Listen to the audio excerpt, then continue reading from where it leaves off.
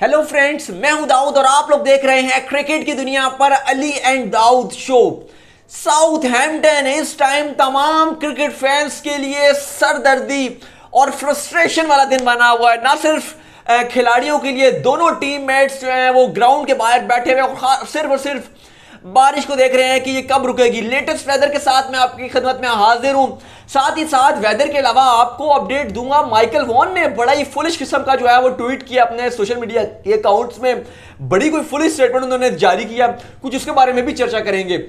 उससे पहले अगर आज आप हमारा शो पहली बार देख रहे हैं तो जल्दी से जो है वो सब्सक्राइब कर दीजिए, क्योंकि तमाम अपडेट्स आपको यहां पर मिलती रहेंगी, लेटेस्ट अपडेट्स मिलती रहेंगी। जाहिर है कि आज थोड़ी सी पहले वेदर के बारे में बात कर लेते हैं।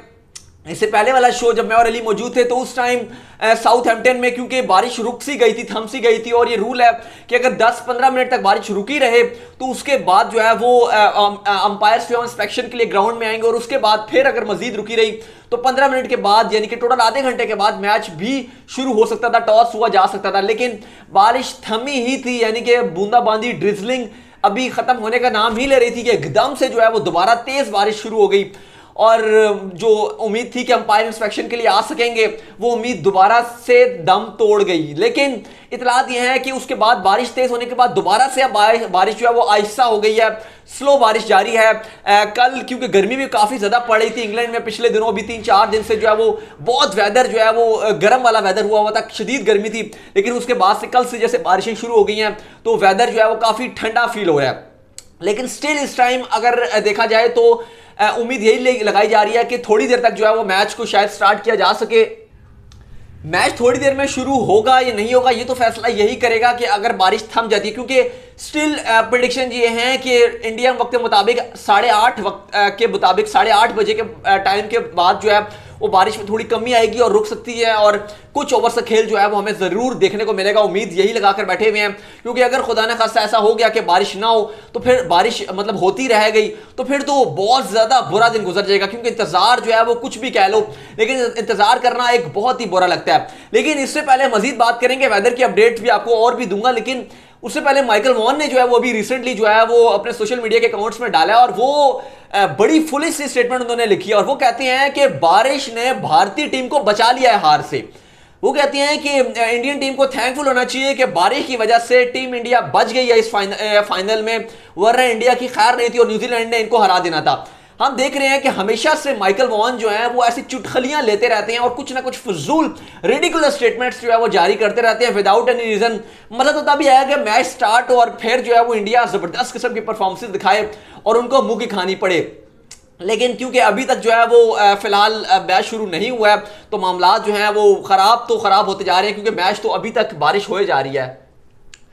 एक बात तो कंफर्म है कि हमने ये देखा है कि माइकल वॉन थोड़े से ढीठ किस्म के इंसान है। वो कहते हैं ना बेइज्जती का ठीकरा वो है, चाहे वो हमेशा ऐसी बातें करते रहेंगे। इवन देखो, अगर आपने इंडिया को ट्रोल करना है आप करो, लेकिन पॉजिटिव वे में करो। अगर जो आपको लग रहा है कि यार ये गलती हुई है तो आप उसके ऊपर जो है वो निशानदेही करो, उसमें कोई गलत बात नहीं होती।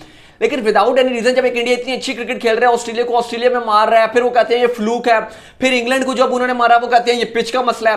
यानी कि बहाने में बहाने कर रहे हैं। अभी भी वो कह रहे हैं जी कि ये तो जो भी हो जाए मैं तो 100% श्योर हूं कि न्यूजीलैंड जीत जाएगा, और सिर्फ अगर इंडिया को कुछ चीज बचा सकती है तो वो बारिश बचा सकती है।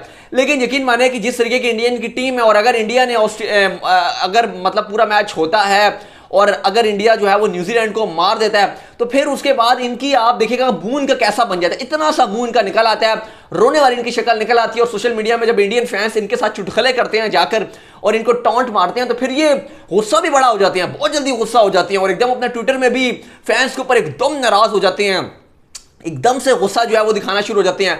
तो फिर मैं तो यही कहूंगा कि अगर आप एक तरफ से मजाक कर रहे हैं, चले आप मजाक कर रहे हैं, मैं मान लेता हूं कि अगर आप जो है वो आपकी आदत है ट्रोल करने की, मोक करने की, और आप मजाक कर रहे हैं अपने तौर पे, किसी को ताना मार रहे हैं, टॉन्ट कर रहे हैं, तो फिर आपके अंदर भी जिगरा होना चाहिए कि जब दूसरा आपका मजाक उड़ाए तो फिर आप रो मत, फिर आपका दिल बड़ा होना चाहिए। ये नहीं कि आप पहले मजाक उड़ाओ, फिर जब आपका इंडियन फैंस आपका मजाक उड़ाते हैं तो आपकी रोंदी निकल जाती है, आप रोंदू बन जाते हो, आपको रोना आ जाता है। तो ये तो गलत बात है ना। फिर आप बड़ा दिल रखो ना कि अभी मैं अगर मजाक कर रहा हूं और मैं कह रहा हूं इंडिया को ट्रोल कर रहा हूं, बारिश नहीं हो रही, बारिश हो रही है, मैच नहीं हो रहा, और आप कह रहे हो कि इंडिया खाली बारिश की वजह से बच गया तो इंडिया को शुक्र करना चाहिए।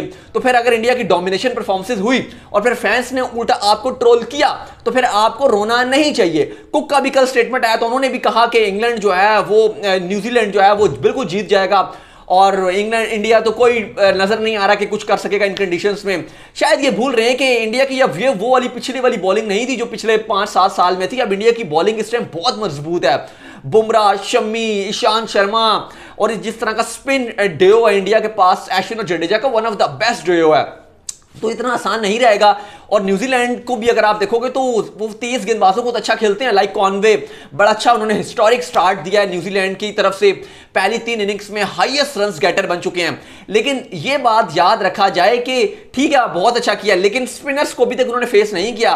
प्रॉपर अश्विन हो गए, जडेजा हो गए, जिस तरीके से वेरिएशंस लेकर आते हैं, कंडीशन टू कंडीशंस जो है वो अपनी गेंदबाजी में वेरिएशंस लेकर आते हैं, चेंजेस लेकर आते हैं, चलाक गेंदबाजी हम कहते हैं इनको अपने अल्फाजों में। तो ये वाली जब गेंदबाजी फेस करेंगे न्यूजीलैंड के टॉप ऑर्डर तो फिर पता चलेगा। ठीक है स्पिन इफेक्टिव बहुत कम हो जाएगा क्योंकि जिस तरह का वेदर है, बारिश है, वेट कंडीशंस हैं, ओवरकास्ट कंडीशन है, पिच में भी कुछ रखा नहीं है, ग्रीन पैचेस दिए हुए हैं, आसान तो नहीं रहेगा स्पिनर्स के लिए।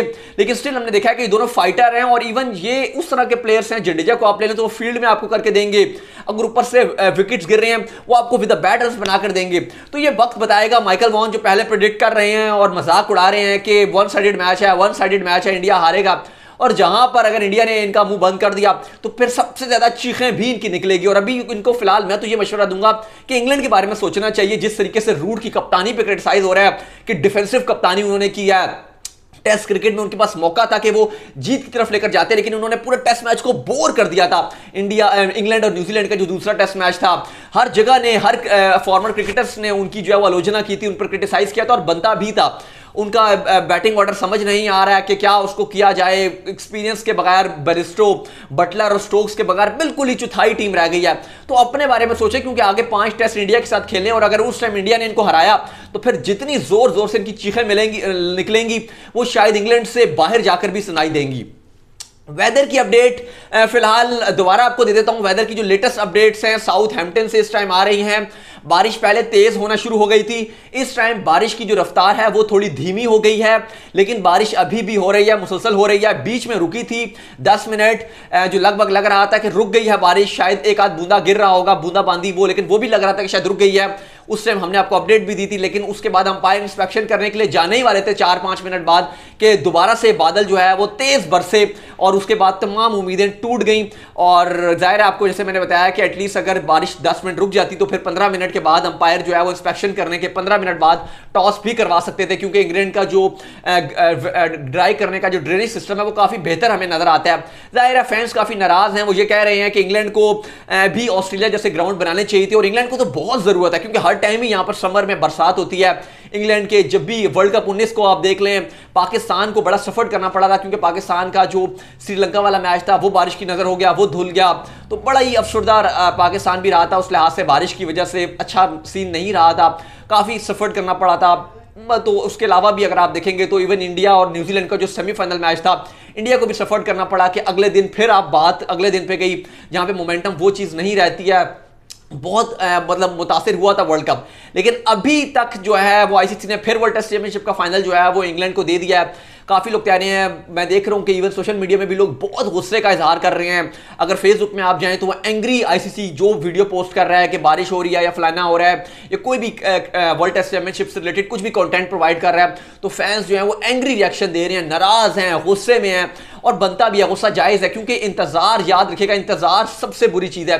किसी का भी अगर आप इंतजार कर रहे हो, कहीं आपने जाना हो, आप तैयार होकर बैठे हो तो बहुत दुख होता है। ना सिर्फ हम इंतजार कर रहे हैं अपने घरों में बैठ के, टीवी के सामने, अपने स्टूडियो में या कहीं भी बैठे हुए हैं, वहीं पर टीम इंडिया या न्यूजीलैंड के जो खिलाड़ी हैं वो तो ड्रेसिंग रूम के बाहर बैठे हुए हैं, दोनों कप्तान विराट और विलियमसन बैठे हैं, कब सिक्का उछालने के लिए जाएं।